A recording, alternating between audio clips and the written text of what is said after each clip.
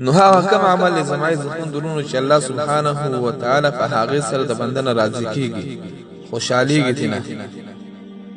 یو عالم کتاب لیکلی دی سلیر شعمال هغه راوړ دی چې په هغه سره الله رب العالمین د بندنه راضي کیږي خوشحاليږي.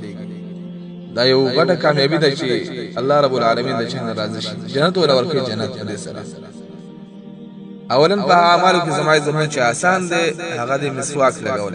حدیث کې راځي رسول الله صلی الله علیه وسلم فرمایي السواک مطهره للفم مرضات للرب. مسواک لګول د انسان خوله پاکوي او الله سبحانه و تعالی په هغه سره راضي کیږي. همدا شان نور فواید ډیر شي شیخ الاسلام ابن القیم رحم الله په خپل کتاب زاد المعاد کې را نقل کړی دی چې د مسواک پیدا دار چې د انسان خوله وصفه شي او ری به مضبوط شي بلغم د انسان هغه بلری شي کوم چې بمړی کوي نظر به تیز شي معده وسره صحیح کیږي اواز صفا کوي د انسان خوب دفتوي او قرات وکي به انسان دا ولګي تازه بشي مانزه ته ودرېږي دا لګاوه ذکر د الله رب العالمین کې دا لګاوه الله رب العالمین د خوشاله شي او نیکه به سیوا شي. مسواک لګول نبی کریم صلی الله علیه وسلم ته امر هم به باندې کړی دی مسواک لګوي.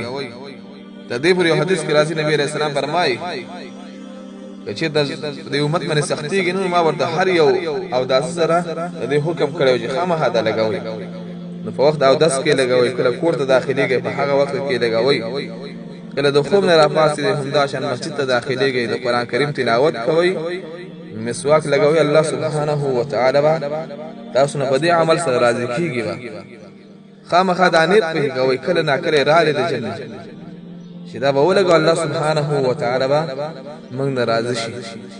نو دا یو بهترین عمل له واسان عمل له ماشوم کولای شي غلیم کولای شي نارینه کولای شي زنانه کولای شي